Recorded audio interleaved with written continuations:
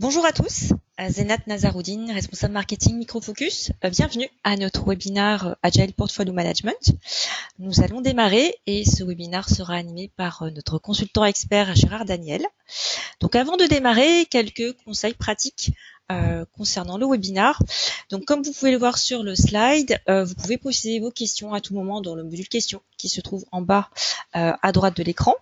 Vous pouvez également télécharger la présentation slide et ainsi que la documentation sur la solution dans le module Handout qui se trouve également en bas à droite de l'écran. Une fois qu'on a dit ça, concernant l'agenda, que va-t-on découvrir aujourd'hui? Eh bien, on va découvrir quelles sont les 3 meilleures pratiques pour aligner les projets sur les objectifs de l'organisation. Donc, on va démarrer par une définition du cadre, et puis on fera un zoom sur les cadres traditionnels et agiles. On finira par les meilleures pratiques et en fin de session, questions-réponses. Voilà, donc je passe la main à Gérard. Merci Zenat. Alors effectivement, on va commencer ce webinaire en définissant le cadre. De quoi parlons-nous exactement?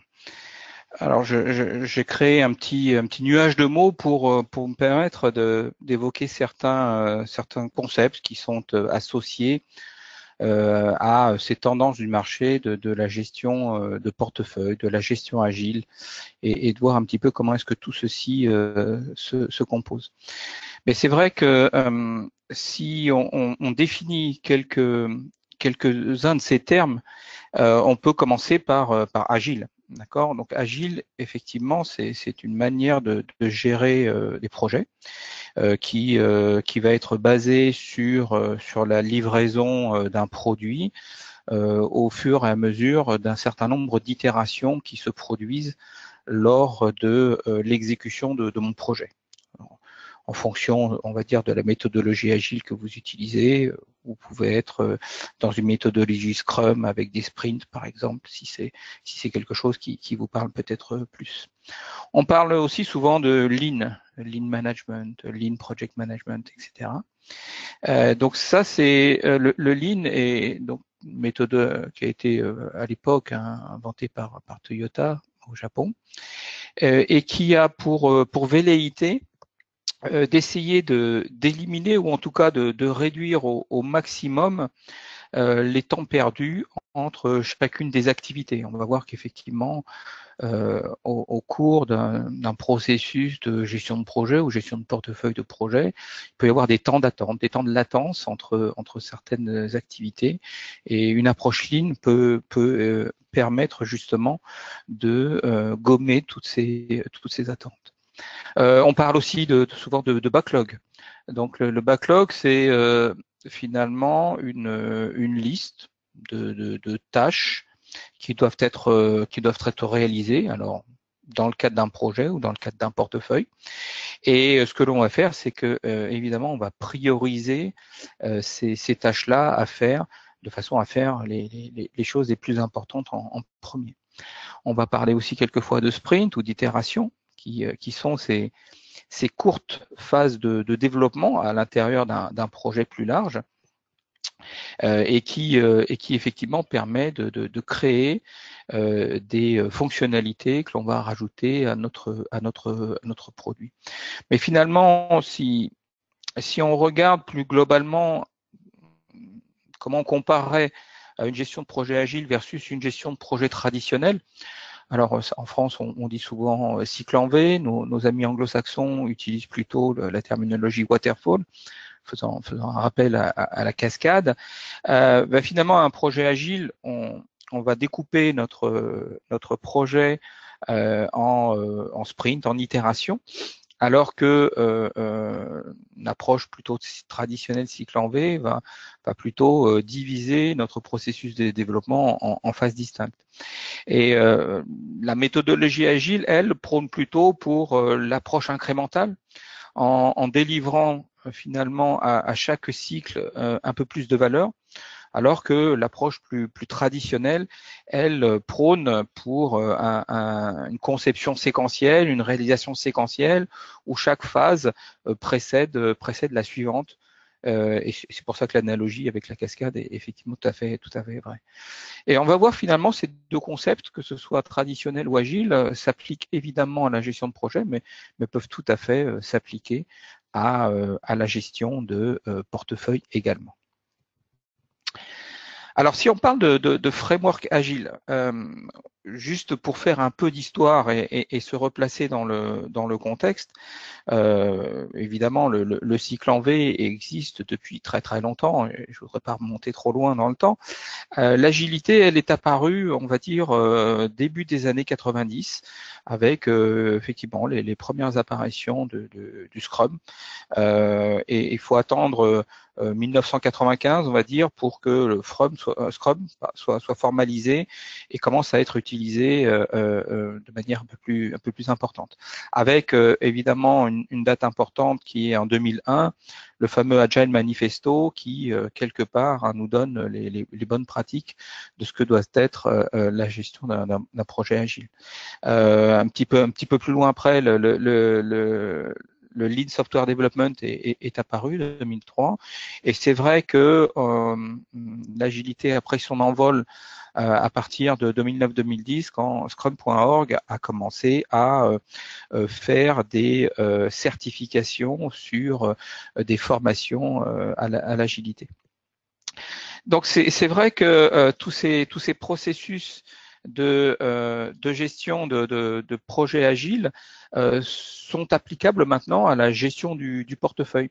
C'est-à-dire qu'effectivement, ce qu'on voyait avant en termes de gestion de portefeuille, ou l'arbitrage, par exemple, était fait par une ou quelques personnes au sein d'une organisation, va devenir aujourd'hui plutôt une problématique qu'une équipe va réaliser, ou un business case auparavant pouvait être réalisé au tout début du projet et rechallenger uniquement à la fin, alors que peut-être que dans des approches agiles, vous allez voir qu'un business case peut être challengé et analysé après chacune des itérations ou chacune des releases, et éventuellement peut-être, pourquoi pas, remis en cause par un nouveau projet ou un nouveau business case qui pourrait se présenter entre-temps.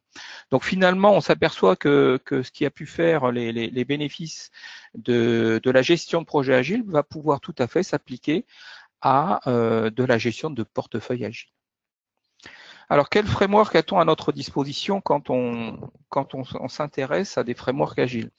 Il y en a un certain nombre et je voudrais faire un zoom particulièrement sur deux. Donc, le premier, c'est le framework SAFe, dans sa version 4.6, la dernière, donc Safe Scale Agile Framework for the Enterprise. Bon, c'est certainement un des plus populaires. La première release date de 2011, donc vous voyez que c'est quelque chose qui a eu le temps de mûrir. C'est un framework qui peut se lire dans deux sens, hein, de haut en bas ou de bas en haut. De haut en bas, c'est ce qui va plutôt nous intéresser ici, c'est quand effectivement on a une approche qui est une approche très liée au portfolio et à la gestion du portefeuille, avec toutes ces notions d'arbitrage et d'investissement stratégique de l'entreprise. Il peut se lire également de bas en haut quand on a une mise en place de l'agilité au sein de différents projets, au sein de différentes équipes, et qu'à un moment ou à un autre, l'entreprise souhaite coordonner tous ces projets agiles au sein plus globalement d'une discipline qui s'étend sur toute l'entreprise. Ici, on a un exemple avec Safe. Bon, n'oublions pas qu'il peut y avoir aussi d'autres frameworks agiles qui s'appliquent à l'entreprise. Si on doit en citer quelques-uns, on peut avoir un framework comme LESS, donc le Large Scale Scrum Framework. On peut avoir le DAD avec le Discipline Agile, ou encore Spotify, qui a la particularité, en tout cas, d'avoir une terminologie qui est très actuelle, avec des Scrum Masters qui deviennent des coachs, des équipes qui deviennent des squads qui font partie de tribus, et des spécialistes qui sont guides. Donc c'est vrai que c'est une terminologie qui peut favoriser, pourquoi pas, l'appréhension de telle méthodologie au sein d'une organisation. Le deuxième framework sur lequel je voudrais faire le zoom, c'est l'IT Value Chain de l'Open Group, IT for IT. Alors c'est vrai que ce n'est pas exactement une méthodologie, hein. Ici, finalement, l'IT for IT, c'est plus un ensemble de modèles de processus basés sur des bonnes pratiques pour effectivement modéliser comment devrait fonctionner une division informatique d'une entreprise. Pour autant, il y a particulièrement une value stream qui est tout en haut à gauche et qui s'appelle Strategy Portfolio dans la catégorie plan, qui est effectivement très d'actualité dans le webinaire qui nous intéresse, dans la mesure où effectivement, dans cette value stream, c'est là où on va avoir les actions, les activités qui permettent, par exemple, de capturer les nouvelles demandes stratégiques ou de capturer les demandes d'amélioration des services existants et de voir quels sont les process que l'on va appliquer pour faire progresser ces demandes au sein de notre portfolio de services ou d'applications. Et puis il faut savoir que effectivement les personnes qui participent à des open group travaillent sur un IT for IT avec des scénarios agiles pour là aussi prendre en compte les évolutions méthodologiques qui existent au sein des organisations. Donc, on ne va pas uniquement être COBIT, ITIL, CMMI, mais également prendre en compte l'agile. Le troisième concept que je voulais développer dans ce webinaire, c'est donc les value streams. Et value stream, alors c'est pas forcément quelque chose de très nouveau, hein. C'est là depuis un certain temps. C'est notamment ce qui a fait partie du succès de l'approche Lean qui a pu être mise en place alors par Toyota à l'époque et puis dans l'informatique depuis quelques années. Mais c'est vrai que l'approche Value Stream Management, elle intervient à partir du moment où on commence à créer un ensemble d'éléments dans notre backlog, donc ce qu'on appelle souvent au niveau portfolio des épiques. L'idée, c'est que chacune de ces épiques, de ces value streams, va pouvoir être challengée pour comprendre quelle est la valeur métier qu'elles apportent réellement, prioriser pour savoir lesquelles on veut faire en premier, et puis bien sûr, vous l'avez compris, financer pour savoir quelle nature et quel niveau de budget on souhaite mettre derrière cette value stream. Et c'est souvent d'ailleurs également géré de manière très graphique à travers souvent ce qu'on appelle un Kanban board, donc un tableau où on va pouvoir voir chacune des épiques et la voir avancer dans le processus et dans son processus de réalisation. Donc voilà ce que je voulais dire simplement en introduction pour dresser quels sont les différents frameworks et concepts avec lesquels on allait travailler dans le cadre de la gestion d'un portefeuille agile. Alors, les meilleures pratiques, moi je propose d'en partager 3 ensemble. Alors, bon, pourquoi 3? Il faut bien commencer par quelque chose. Et notamment, l'idée, c'est d'ici d'être extrêmement pragmatique et de voir ce qui marche et comment on peut procéder. Bonne pratique numéro 1, alignement métier. Donc, effectivement, l'une des bonnes pratiques recommandées dans la mise en place d'un portefeuille agile, c'est d'avoir une proximité forte avec les métiers, avec le client, hein, donc indépendamment de comment on l'appelle. Donc l'idée est bien de se dire que à un moment, un besoin a été exprimé. Et ce besoin-là, il faut être capable non seulement de bien le comprendre, mais on va le voir aussi, de pouvoir l'implémenter et le réaliser rapidement. Donc, quand je parlais tout à l'heure de gestion du backlog et de la maintenance ici du backlog, c'est aussi d'être capable de prioriser en fonction de la valeur métier qui va être restituée au client les bonnes demandes en premier. Donc non seulement on est capable de comprendre ces demandes, on est capable de vérifier que ces demandes sont alignées sur la stratégie de l'organisation, mais ensuite on est capable de les prioriser. Il faut aussi catégoriser parce que souvent, bien évidemment, quand on se retrouve à gérer un portefeuille de manière globale au sein d'une organisation, être capable de prioriser. Une des bonnes pratiques en termes de catégorisation, c'est plutôt de trouver des niveaux de catégorisation qui sont assez élevés. C'est-à-dire qu'effectivement, on va plutôt, par exemple, de dire ce projet-là, cette idée-là, c'est pour accroître le chiffre d'affaires de 10%. On va plutôt mettre une catégorie de type croissance. Si effectivement on a ce niveau générique de catégorisation, ça va permettre plus facilement de regrouper au sein d'un même portfolio un certain nombre d'idées en provenance des métiers et d'arbitrer pour le coup beaucoup plus simplement. Deuxième bonne pratique, le cycle trimestriel. Donc ce cycle trimestriel, en fait, il fait appel à deux concepts que l'on peut mettre en place, que sont la vélocité et la fréquence. Et comment finalement est-ce que on joue avec ces deux leviers. Donc la vélocité, on peut la caractériser comme étant on va dire la vitesse d'un objet dans une direction donnée, d'accord, c'est un synonyme de vitesse. Hein. La fréquence, elle, c'est finalement le taux auquel quelque chose apparaît ou se répète, d'accord. Et l'analogie la plus simple est évidemment la vague que l'on peut imaginer en bord de mer. Donc c'est vrai que quand on combine ces deux éléments, vélocité et fréquence, il faut comprendre qu'effectivement notre cycle d'arbitrage de portefeuille doit avoir une vélocité qui est en adéquation avec la vélocité, par exemple, avec lesquelles les équipes de développement en mode agile vont être capables de livrer des nouvelles applications, des nouvelles releases des applications, et du coup avoir une fréquence qui est en accord avec cette vélocité. Et c'est pour ça que très souvent, on va dire les fréquences d'arbitrage que j'ai pu rencontrer chez de nombreux clients étaient souvent annuelles. D'accord. Et pourquoi? Parce que on définit aussi son budget de manière annuelle et que finalement l'année est une maille qui correspond à beaucoup d'exercices, qu'ils soient fiscaux, budgétaires ou autres.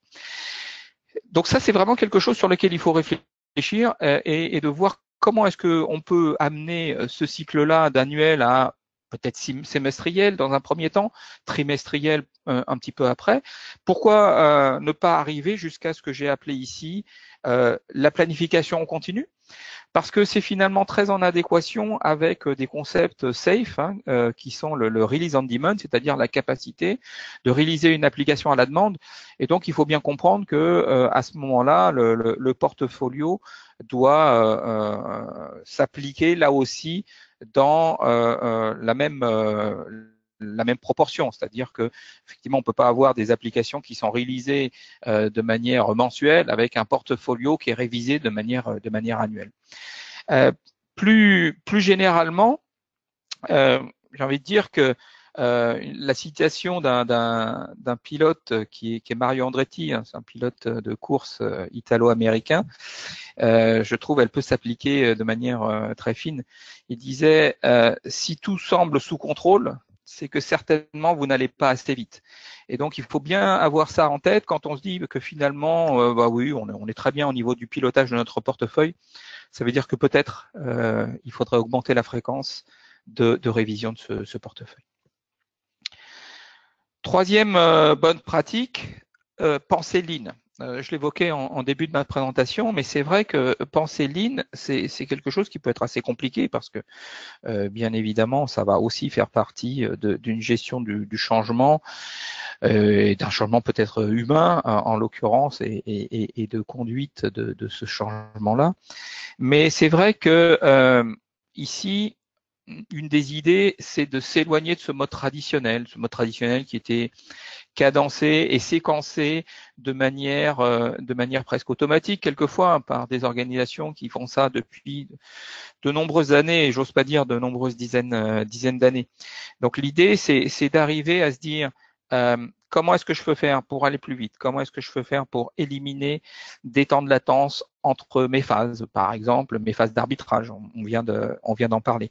Comment est-ce que finalement on peut délivrer plus de bénéfices en mettant en place des process qui font que on est capable d'anticiper une activité par rapport à une autre.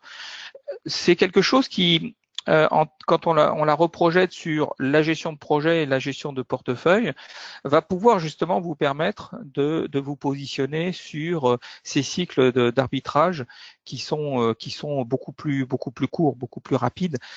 Si évidemment il y a dès qu'une décision doit être prise, une validation financière qui doit se faire par 3 niveaux et qui prend à chaque fois 4 semaines, on comprend que c'est typiquement le genre de choses qui peut être compliqué à mettre en place. D'accord.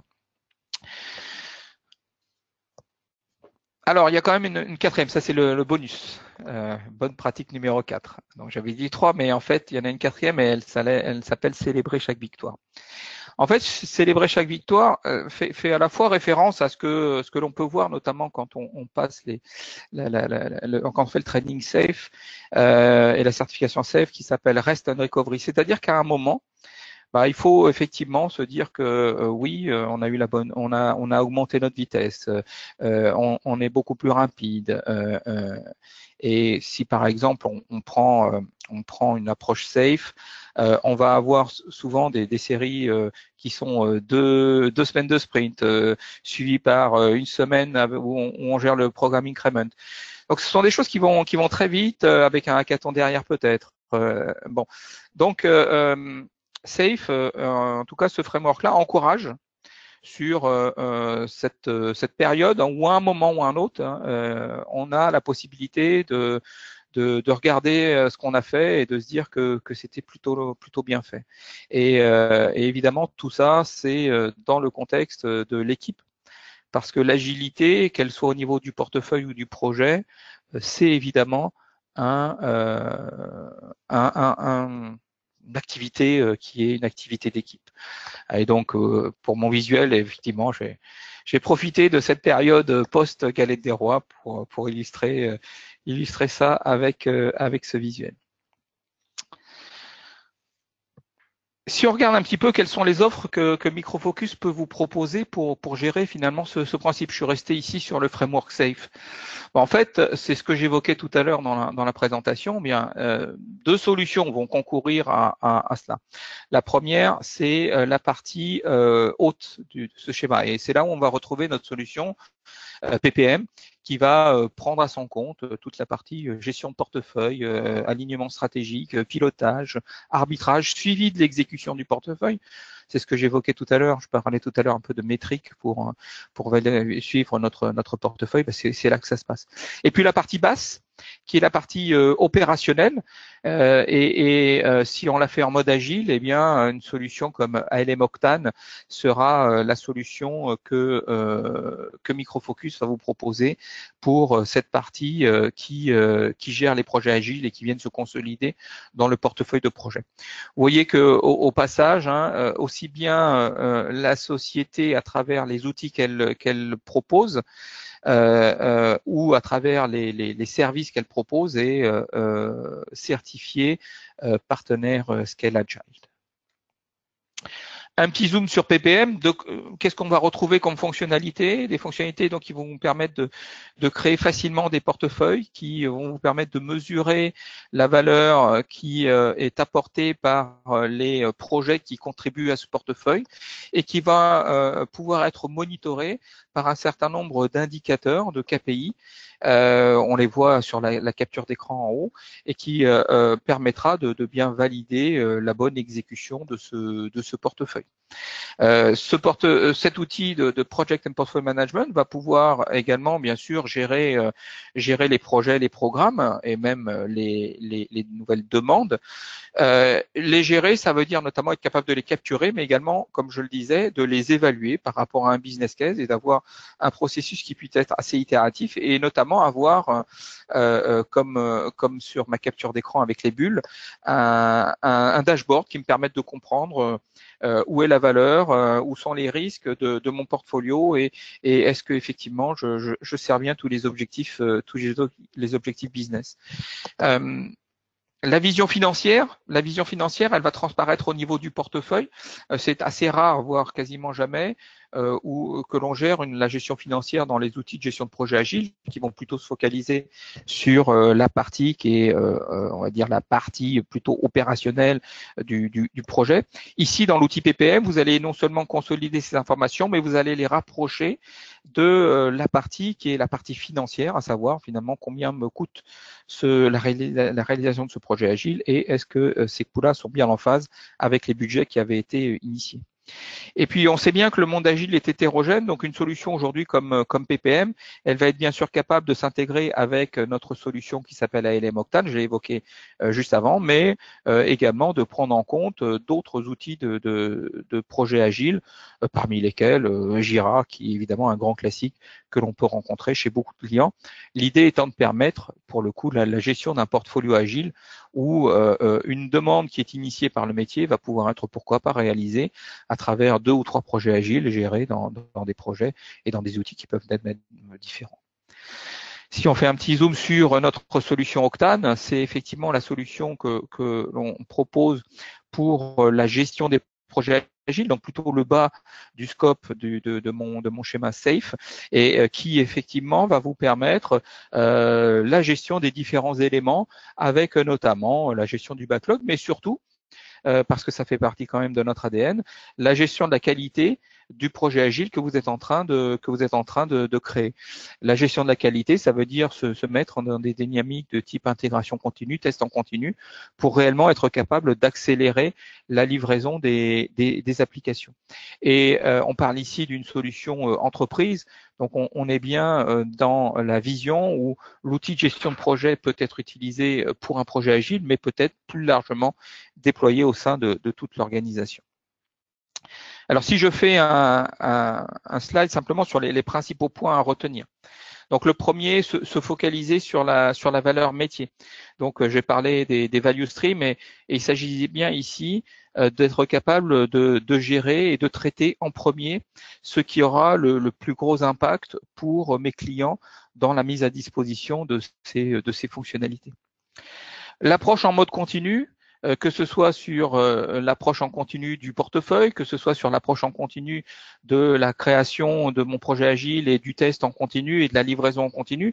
Donc il faut ici, c'est souvent un mot-clé qu'on retrouve beaucoup dans les approches DevOps, le continuous integration, le continuous testing. Je rajouterai donc ici en amont le continuous planning où finalement on remet à chaque fois en question le portefeuille que l'on a mis en place à un instant T et être capable de rechallenger ce portfolio de manière trimestrielle ou en continu si on arrive à cette fréquence.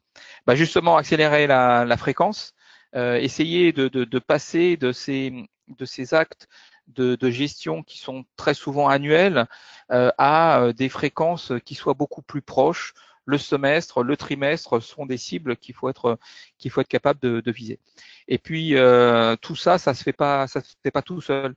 Donc il ne faut pas oublier qu'il y a nécessité à avoir une volonté de changement. On ne change pas simplement pour se faire plaisir. À la limite, on dit si ça marche et si tout marche, ne changeons rien. Si c'est pas cassé, il n'y a pas besoin de le réparer.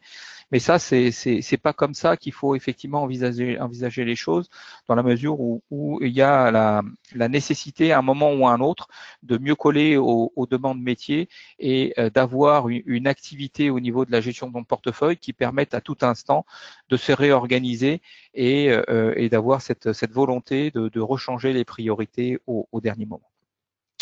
Donc voilà, Zénat qui conclut ma partie.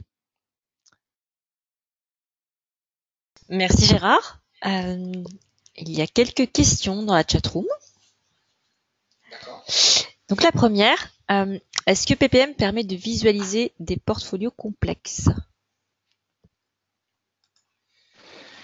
Alors, l'outil PPM permet de visualiser des portefeuilles à travers non seulement des écrans dédiés, mais des écrans qui vont ensuite mettre en œuvre une notion de portefeuille hiérarchique. Donc, un portefeuille peut lui-même contenir d'autres sous-portefeuilles qui peuvent eux-mêmes contenir des projets et des programmes. Donc, on a vraiment des outils qui vont permettre de modéliser une complexité d'une organisation à gérer son ou ses différents portefeuilles. Moi, j'ai moi-même rencontré beaucoup d'organisations, beaucoup d'entreprises qui effectivement avaient ces notions hiérarchiques et le portefeuille hiérarchique proposé par PPM permettait de gérer cela très simplement. Merci. Il n'y a pas d'autres questions dans la chatroom. Donc, pour conclure, nous vous invitons à visiter pour plus d'informations le site qui s'affiche sur la solution de Project and Portfolio Management. Nous vous invitons également à répondre à la survey DevSecOps que nous avons lancée mi-janvier. Donc ça se termine fin février, donc vous avez le temps de prendre quelques minutes pour y répondre sur le lien qui s'affiche. Voilà qui met fin à notre webinar. Donc merci à tous pour votre participation. N'oubliez pas de répondre à la fiche d'évaluation qui va s'afficher juste à la fin du webinar, de télécharger également la présentation et la documentation dans le module Handout en bas à droite de l'écran. Et on vous retrouve au prochain webinar qui sera sur Deployment Automation le 21 mars. Donc merci Gérard, merci à tous pour votre participation et très bon après-midi. Merci, au revoir.